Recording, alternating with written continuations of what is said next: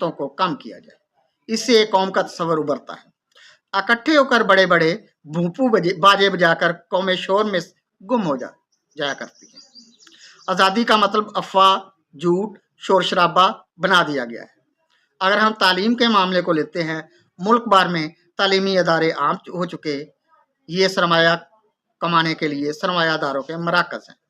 نئی نسل احترام، رواداری، سیاسی علوم سے کوسوں دور ہے۔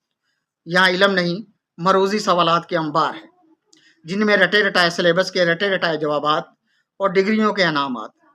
ان مروزی سوالات یا جوابات کی ترتیب سے علم کے درست تشبیہ کو قائم کرنے کی صلاحیت مفقود ہے۔ اس لیے کہ جو پڑھا جاتا ہے پارا پارا، کرچی کرچی، وہ کیا جام ہے جس کے یہ ٹکڑے ہیں۔ طالب علم کی بلا کو بھی خبر نہیں ہوتی۔ یہ ہے تعلیم کے بارے میں آزادی کا معاملہ۔ اس لیے